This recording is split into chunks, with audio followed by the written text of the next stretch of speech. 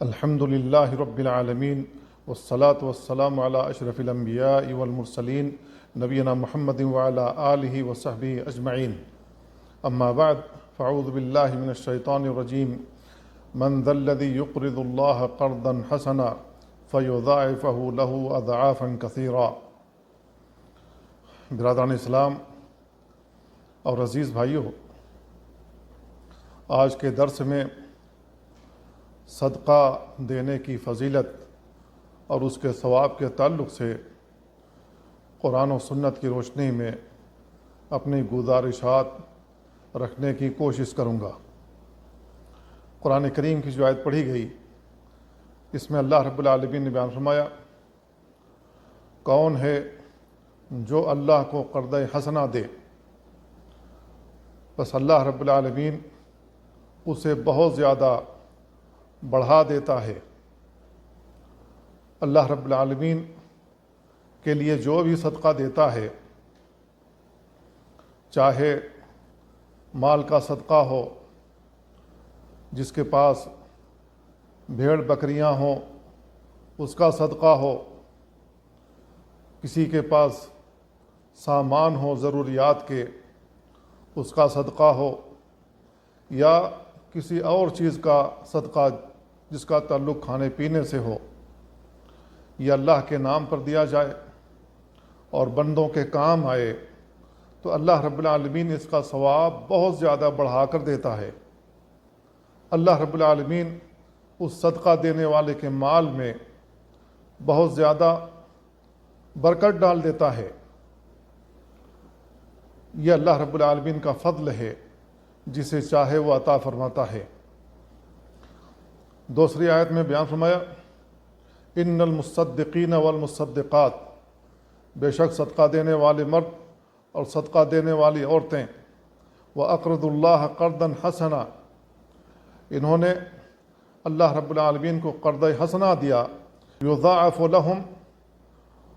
دوگنا کر دیا جاتا ہے ان کے لیے، وَلَهُمْ أَجْرٌ کریم، اور ان کے لیے بہترین اجر ہے۔ اللہ رب العالمین اس آیت میں مرد اور عورت دونوں کو خطاب کر کے کہہ رہا ہے، ان میں سے جو بھی اللہ رب العالمین کے نام پر صدقہ دیتا ہے تو اللہ رب العالمین اس کو دگنا کر دیتا ہے، اس کو بڑھا دیتا ہے، اور اللہ رب العالمین اپنے پاس اسے بڑھاتا رہتا ہے۔ جب بندہ انتقال کے بعد قیامت کے دن یہ آئے گا اللہ رب العالمین کے پاس، تو اللہ رب العالمین اس کو ثواب سے نوازے گا۔ ایک اور آیت میں اللہ رب العالمین نے بیان فرمایا، وَمَا تُقَدِّمُوا لِأَنفُسِكُم مِّن خَيْرٍ تَجِدُوهُ عِندَ اللَّهِ، جو بھی خیر کا کام اپنے لیے بھیجے ہوئے ہو، تَجِدُوهُ عِندَ اللَّهِ، اللہ رب العالمین کے پاس اسے پاؤ گے، وہ خیراً، وہ بہتر ہوگا، وَأَعْظَمَ أَجْرًا، اور اجر کے اعتبار سے بہت زیادہ ہوگا۔ تو اللہ رب العالمین بندوں کو اجر سے نوازتا ہے، اور جو کچھ بھی ہم اللہ رب العالمین کی راہ میں خرچ کرتے ہیں، اللہ رب العالمین اس کا بدلہ دیتا ہے، وہ ہمارا ضائع نہیں ہوتا ہے۔ اسی لیے جس کے پاس فراوانی مال ہو وہ اپنے مالوں میں سے صدقہ دیتا رہے، اور نبی کریم صلی اللہ علیہ وسلم کی احادیث کو یاد رکھے۔ اللہ کے نبی صلی اللہ علیہ وسلم نے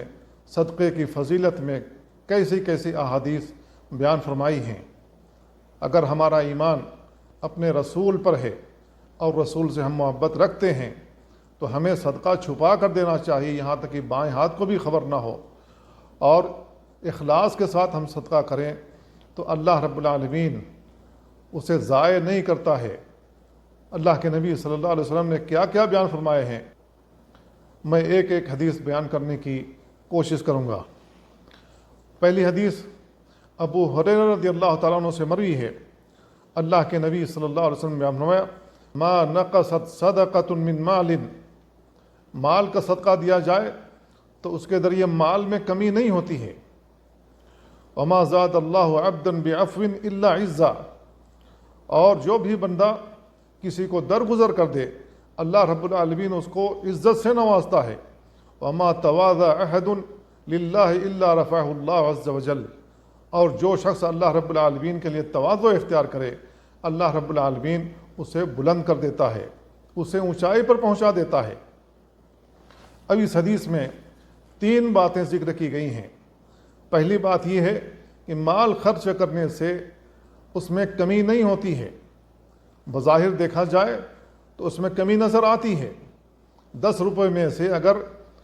2 روپے یا 3 روپے یا 5 روپے تک اگر صدقہ دے دیتے ہیں تو بظاہر تو کمی آ گئی، لیکن اللہ رب العالمین جو باقی مال ہے 5 ریال 5 روپے جو بھی ہمارے پاس موجود ہیں، اللہ رب العالمین اس کے اندر برکت ڈال دیتا ہے، اور جو مال ہم نے صدقہ کے طور پر دیا ہے اللہ رب العالمین اس کو بڑھاتا رہتا ہے، اس کے ثواب کو، اس کے درجات کو بڑھاتا رہتا ہے، یہاں تک کہ قیامت کے دن ہم اسے حاصل کریں گے اللہ رب العالمین سے۔ تو اللہ رب العالمین مزید بڑھا کر کے کتنا عطا فرمائے گا اس کا کوئی حساب نہ ہوگا۔ یہ صحیح مسلم کی روایت ہے۔ ایک اور حدیث ابو کبشہ الانماری رضی اللہ تعالیٰ عنہ سے مروی ہے، اللہ کے نبی صلی اللہ علیہ وسلم فرماتے ہیں 3 چیزوں پر میں قسم کھا سکتا ہوں، اور میں تم سے یہ حدیث بیان کر رہا ہوں، اسے حفظ کر لو، اسے یاد کر لو۔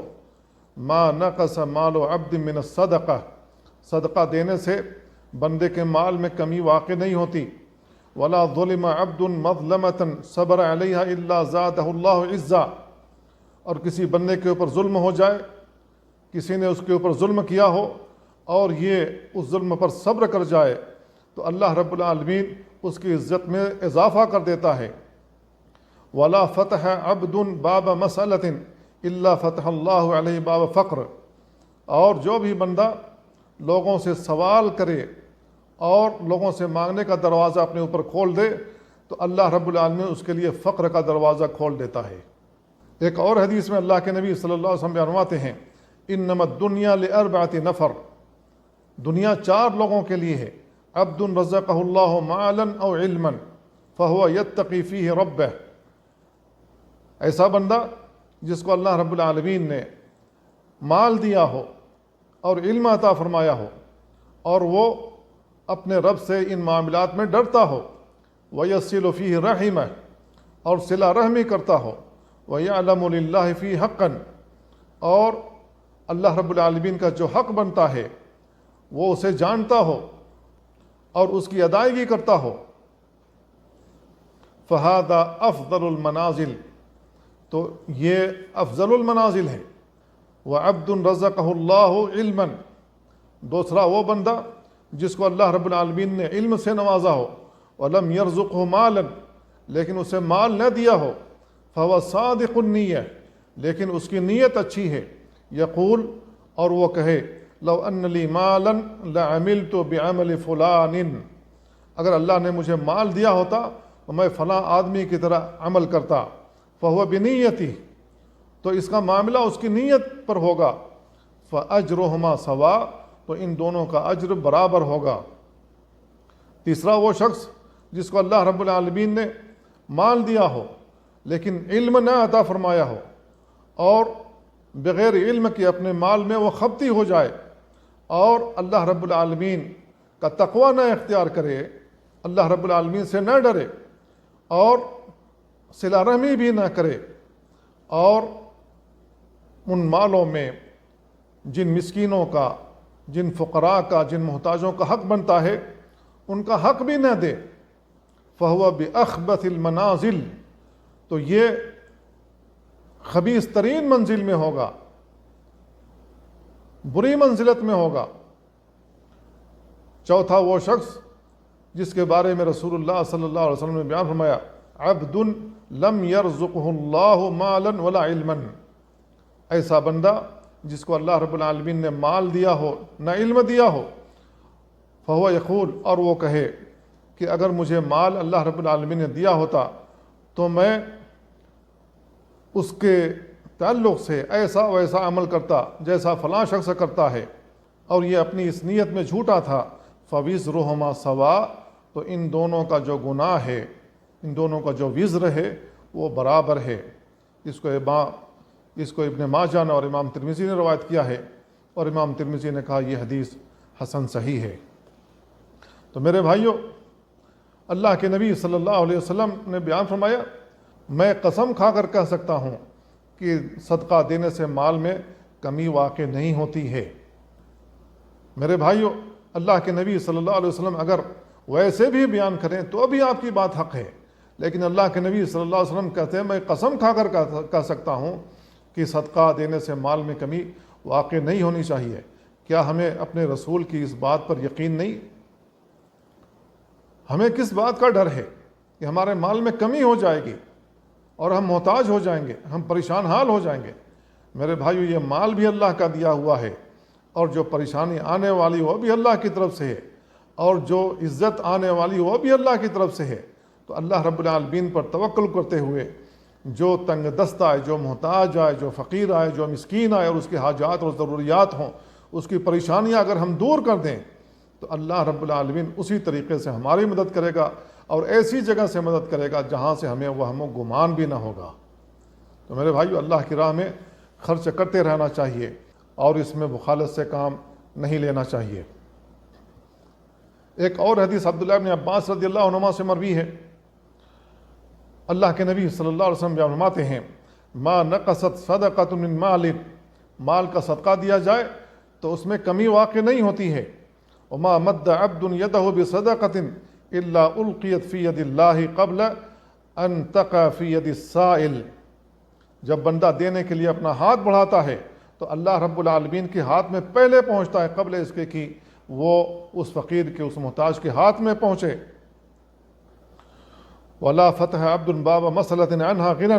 إِلَّا فَتَحَ اللَّهُ عَلَيْهِ بَابَ فَقْرٍ، تونگری کے باوجود جو شخص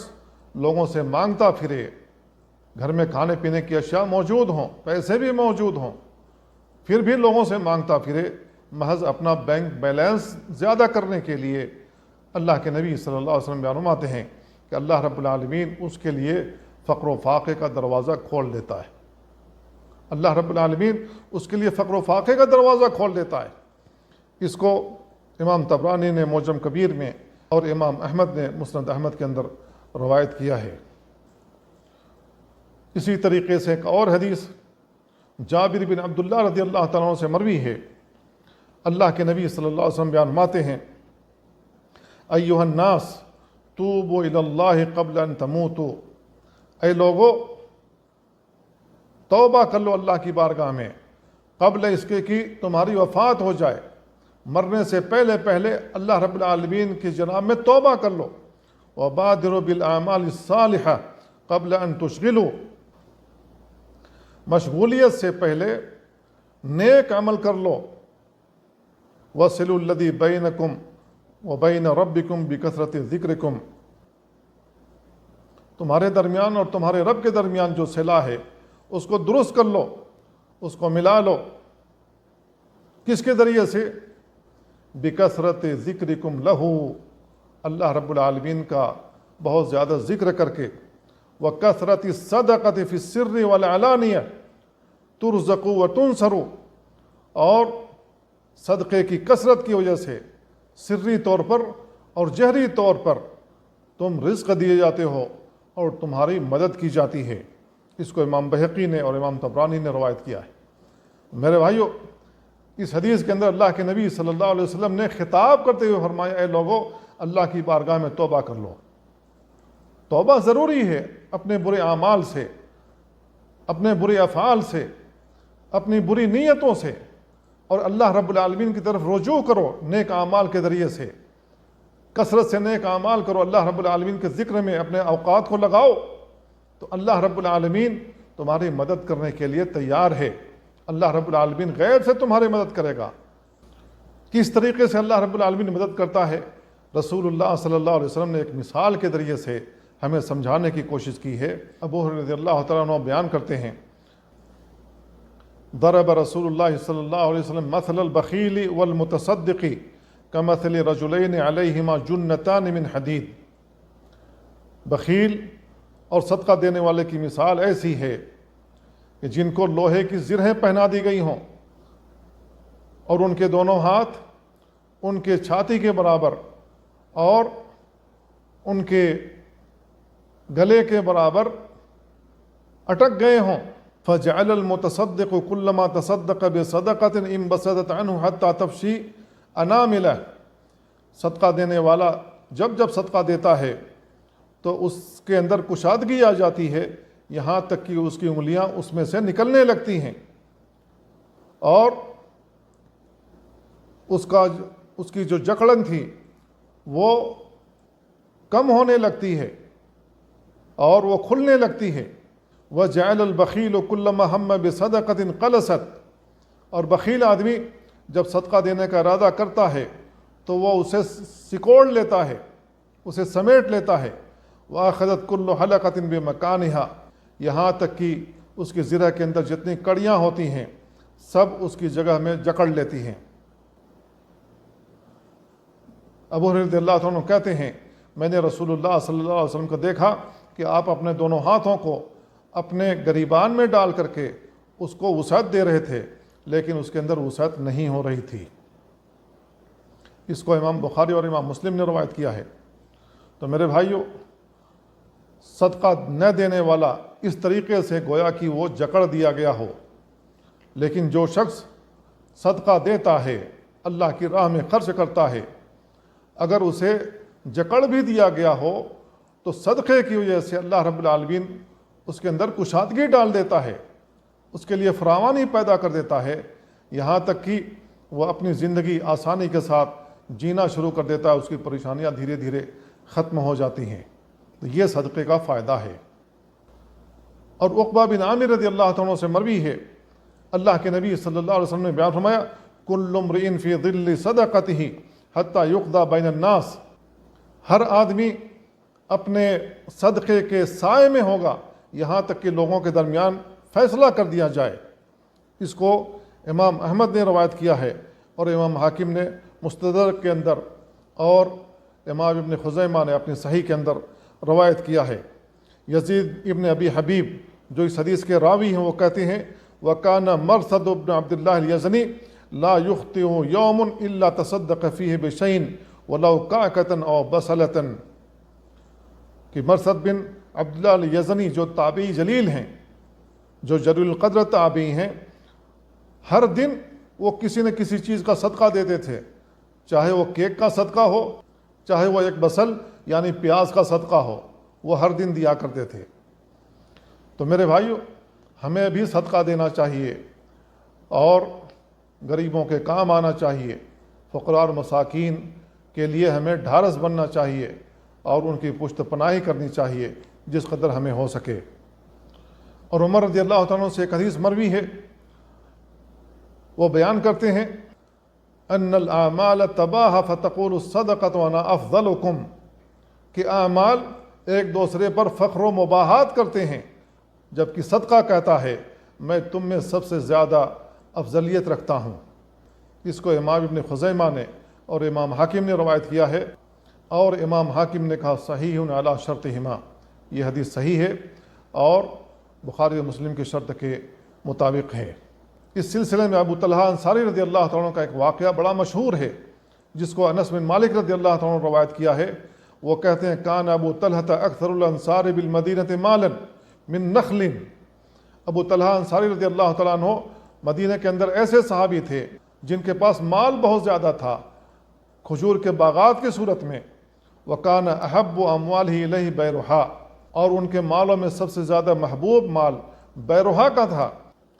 وہ مسجد کے پاس تھا اور رسول اللہ صلی اللہ علیہ وسلم اس میں جایا کرتے تھے، اس کا پانی پیتے تھے اور اس میں سے تر کھجوریں کھایا کرتے تھے. انس رضی اللہ تعالیٰ عنہ کہتے ہیں فلما نزلت هذه الآیہ، جب یہ آیت نازل ہوئی لن تنالوا البر حتى تنفقوا مما تحبون، تم بھلائی کو نہیں پا سکتے یہاں تک کہ تم وہ خرچ کرو جس سے تم بہت زیادہ محبت رکھتے ہو. قام ابو طلحہ الی رسول اللہ صلی اللہ علیہ وسلم، تو ابو طلحہ انصاری رضی اللہ تعالیٰ عنہ نبی کریم صلی اللہ علیہ وسلم کے پاس آئے اور کہا اے اللہ کے رسول ان اللہ تبارک و تعالی یقول لن تنالوا البر حتى تنفقوا مما تحبون، اللہ رب العالمین کہہ رہا ہے کہ تم بھلائی نہیں پا سکتے یہاں تک کہ تم وہ خرچ کرو جس سے تم بہت زیادہ محبت رکھتے ہو، اور میرے نزدیک بیرحا کا جو مال ہے وہ بہت ہی زیادہ محبوب ہے. وَإِنَّهَا صَدَقَةٌ أَرْجُو بِرَّهَا وَذُخْرَهَا عِنْدَ اللَّهِ، تو میں بیرہا کا جو مال میرا ہے میں اس کو صدقے کے طور پر پیش کرتا ہوں، میں اس کی بھلائی چاہتا ہوں اور آخرت میں اس کا ذخیرہ چاہتا ہوں۔ فضاحا یا رسول اللہ حیث وراک اللہ، تو آپ اس میں سے جہاں بھی خرچ کرنا چاہیے اللہ کے رسول آپ خرچ کر سکتے ہیں۔ قال رسول اللہ صلی اللہ علیہ وسلم بخن ذاک مال رابح، تو اللہ کے نبی صلی اللہ علیہ وسلم بیان فرمایا کہ یہ آپ کا مال تجارت بہت کامیاب رہا۔ اللہ کے نبی صلی اللہ علیہ وسلم نے کئی بار یہ الفاظ دہرائے کہ آپ کی یہ تجارت جو اللہ کے ساتھ کی ہے یہ کامیاب رہی۔ اس کو بخاری اور مسلم نے روایت کیا ہے۔ اور عبداللہ ابن مسعود رضی اللہ تعالیٰ عنہ بیان کرتے ہیں کہ اللہ کے نبی صلی اللہ علیہ وسلم نے بیان فرمایا ایکم مال وارثہ احب الیہ، تم میں سے کون ہے جسے اس کے وارث کا مال اس کے نزدیک زیادہ محبوب ہو من مال ہی، اس کے اپنے مال سے۔ قالوا یا رسول اللہ، تو صحابہ کرام نے کہا اللہ کے رسول ما منا احد الا مالہ احب الیہ، ہم میں کا کوئی شخص ایسا نہیں ہے جس کا مال اسے زیادہ پسند نہ ہو۔ قال فإن مالہ ما قدم ومال وارثہ ما اخر، تو اللہ کے نبی صلی اللہ علیہ وسلم نے فرمایا کہ اس کا اصلی مال وہ ہے جسے اللہ کی راہ میں صدقہ کر دیا ہو، اللہ کی راہ میں خرچ کر دیا ہو، ومال وارثہ ما اخر، اور اس کے وارث کا مال وہ ہے جو اس نے دنیا میں رکھ چھوڑا ہو۔ اس کو امام بخاری نے روایت کیا ہے۔ تو نبی کریم صلی اللہ علیہ وسلم نے اس حدیث کے اندر بیان فرمایا کہ بندے کا اصلی مال وہ ہے جو اس نے اللہ کی راہ میں خرچ کر دیا ہو، اس کا صدقہ دے دیا ہو، جبکہ اس کا مال وہ نہیں ہے جو اس نے اپنے وارثوں کے لیے چھوڑ رکھا ہو۔ وارث تو آپس میں لڑیں گے، اس کے اپنے بچوں کے درمیان دشمنی ہو جائے گی، بہن بہن کے درمیان، بھائی بہن کے درمیان، بھائی بھائی کے درمیان دشمنی ہو جائے گی اسی مال کے لیے جسے باپ نے چھوڑا ہے۔ تو میرے بھائیو، عقل مند انسان وہ ہے جو اپنے لیے مال اللہ رب العالمین کے کھاتے میں بھیج رکھے، اللہ رب العالمین کے کھاتے میں مقدم کر دے، تاکہ قیامت کے دن وہ اس سے فائدہ اٹھائے، اللہ رب العالمین اس کے درجات کو بلند کرے۔ ایک اور حدیث جو ابو ہریرہ رضی اللہ تعالیٰ عنہ سے مروی ہے، اللہ کے نبی صلی اللہ علیہ وسلم بیان فرماتے ہیں من تصدق بعدل تمرۃ من کسب طیب، جو شخص ایک کھجور کے برابر اپنی پاک اور حلال کمائی سے خرچ کرے، ولا يقبل اللہ الا الطیب، اللہ رب العالمین پاک مال ہی قبول کرتا ہے، فإن اللہ يقبلها بیمینہ، اللہ رب العالمین اس کو اپنے دائیں ہاتھ سے قبول فرماتا ہے، ثم یربیہا لصاحبہا کما یربی احدکم مہرہ، پھر اس کو بڑھاتا رہتا ہے، اس کی پرورش کرتا رہتا ہے جس نے صدقہ دیا ہے،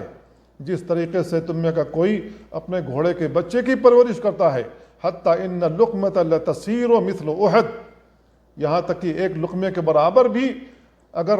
خرچ کیا ہوگا اللہ کی راہ میں تو وہ پہاڑ کے برابر وہ ہو جائے گا۔ اس طریقے سے اللہ رب العالمین اس کو بڑھاتا رہتا ہے۔ وتصدیق ذلک فی کتاب اللہ تعالی، اس کی تصدیق اللہ رب العالمین کی کتاب میں اس آیت سے ہوتی ہے، وہ یقبل التوبۃ عن عبادہ ویاخذ الصدقات، وہ اپنے بندوں کی توبہ کو قبول فرماتا ہے اور صدقے کو لے لیتا ہے۔ اور دوسری آیت میں اللہ تعالیٰ نے بیان فرمایا یمحق اللہ الربا ویربی الصدقات، اللہ رب العالمین سود کو مٹاتا ہے اور صدقات کی پرورش کرتا، صدقات کو بڑھاتا رہتا ہے۔ تو میرے بھائیوں، جو مال ہمیں صدقہ کرنا ہے دیکھ لینا چاہیے کہ کیا وہ ہماری پاکیزہ کمائی کا ہے یا حرام کمائی کا ہے۔ اگر وہ حرام کمائی کا ہو، رشوت کا ہو اور جھوٹ بول کر کے کسی سے حاصل کیا ہو یا غبن کیا ہو یا چوری کیا ہو یا ڈاکہ ڈالا ہو، اگر ایسے مال کا اللہ کی راہ میں صدقہ کریں گے اس کا کوئی فائدہ نہیں ہے۔ تو جو مال ہم اللہ کی راہ میں دیں وہ پاک ہونا چاہیے، کیونکہ اللہ رب العالمین پاک مال ہی قبول فرماتا ہے، حرام مال اللہ رب العالمین قبول نہیں فرماتا ہے، چاہے جتنا بھی دیا جائے۔ اور عدی ابن حاتم رضی اللہ عنہ کی حدیث میں ہے، اللہ کے نبی صلی اللہ علیہ وسلم فرماتے ہیں من استطاع منکم ان یستتر من النار ولو بشق تمرۃ فلیفعل، تم میں سے جو شخص استطاعت رکھتا ہو کہ وہ اپنے آپ کو جہنم کی آگ سے بچا لے، آدھے کھجور کا صدقہ دے کر کے ہی صحیح، تو اسے ضرور کرنا چاہیے۔ اس کو بخاری اور مسلم نے روایت کیا ہے۔ عبداللہ بن مسعود رضی اللہ تعالیٰ عنہ بھی بیان کرتے ہیں کہ اللہ کے نبی صلی اللہ علیہ وسلم نے بیان فرمایا لیقی احدکم وجہہ النار ولو بشق تمرۃ، تمہیں اپنے چہرے کو جہنم کی آگ سے بچا لینا چاہیے آدھی کھجور کا صدقہ دے کر کے ہی صحیح۔ اس کو امام احمد نے صحیح سند کے ساتھ روایت کیا ہے۔ تو میرے بھائیو، صدقے کے سلسلے میں بہت ساری احادیث ہیں، ہمیں ان احادیث کو پڑھنا چاہیے، ان احادیث پر غور کرنا چاہیے کہ اللہ کے نبی صلی اللہ علیہ وسلم نے کیا بیان فرمایا ہے۔ معاذ بن جبل رضی اللہ عنہ سے مروی ہے، اللہ کے نبی صلی اللہ علیہ وسلم بیان فرمایا الا ادلک علی ابواب الخیر، اے معاذ کیا میں آپ کو خیر کا دروازہ نہ بتلا دوں؟ قلت بلا یا رسول اللہ، تو وہ کہتے ہیں کہ میں نے کہا اللہ کے رسول کیوں نہیں، ضرور بتلائیے۔ آپ نے بیان فرمایا الصوم جنہ، روزہ ڈھال ہے، والصدقۃ تطفئ الخطیہ، اور صدقہ دینے سے گناہیں مٹتی ہیں، کما یطفئ الماء النار، اس طریقے سے گناہیں مٹتی ہیں جیسے پانی آگ کو بجھا دیتا ہے۔ اس کو امام ترمذی نے روایت کیا ہے، اور انہوں نے کہا ھذا حدیث حسن صحیح، یہ حدیث حسن صحیح ہے۔ اس حدیث سے معلوم ہوا کہ صدقہ دینے سے ہماری گناہیں مٹ جاتی ہیں، ہماری گناہیں ختم ہو جاتی ہیں، ٹھیک اسی طریقے سے جس طریقے سے پانی آگ پر ڈال دیا جائے تو آگ بجھ جاتی ہے۔ میرے بھائیو، کتنا بڑا فائدہ ہے جسے رسول اللہ صلی اللہ علیہ وسلم نے بیان فرمایا ہے۔ اور ایک حدیث انس بن مالک رضی اللہ عنہ سے مروی ہے، اللہ کے نبی صلی اللہ علیہ وسلم نے بیان فرمایا ان الصدقۃ لتطفئ غضب الرب، صدقہ دینے سے اللہ رب العالمین کا غصہ ٹھنڈا ہوتا ہے، وتدفع میتۃ السوء، اور بری موت سے بچاتا ہے۔ صدقہ دینے کی وجہ سے انسان بری موت مرنے سے بچ جاتا ہے۔ تو اگر ہم بری موت مرنے سے بچنا چاہتے ہیں تو اللہ کی راہ میں ہمیں صدقہ دیتے رہنا چاہیے۔ اس کو امام ترمذی نے روایت کیا ہے اور کہا کہ یہ حدیث حسن ہے۔ میرے بھائیو، صدقے دینے کے سلسلے میں بہت ساری احادیث ہیں جس میں اللہ کے نبی صلی اللہ علیہ وسلم نے بہت ساری فضیلتیں بیان فرمائی ہیں، بہت سارا ثواب بیان فرمایا ہے۔ کچھ احادیث اس سلسلے کی ضعیف بھی ہیں اور بہت ساری صحیح بھی ہیں۔ تو اس درس میں جتنی صحیح حدیثیں مجھے مل سکیں میں نے آپ کے گوش گزار کرنے کی کوشش کی ہے، تاکہ ہمارے پاس اتنا علم ہو جائے کہ ہمیں صدقہ دینا چاہیے، اور صدقہ دینے کے لیے ہمیں شرح صدر ہو، تاکہ ہم دل کھول کر کے اللہ کی راہ میں خرچ کریں اور اللہ رب العالمین کے پاس زیادہ سے زیادہ اجر حاصل کریں۔ اللہ تعالیٰ سے دعا ہے اللہ ہمیں ان باتوں کو سمجھنے اور ان پر عمل کرنے کی توفیق عطا فرمائے۔ وصلی اللہ وسلم علی نبینا محمد وعلی آلہ وصحبہ اجمعین۔ والسلام علیکم ورحمۃ اللہ وبرکاتہ۔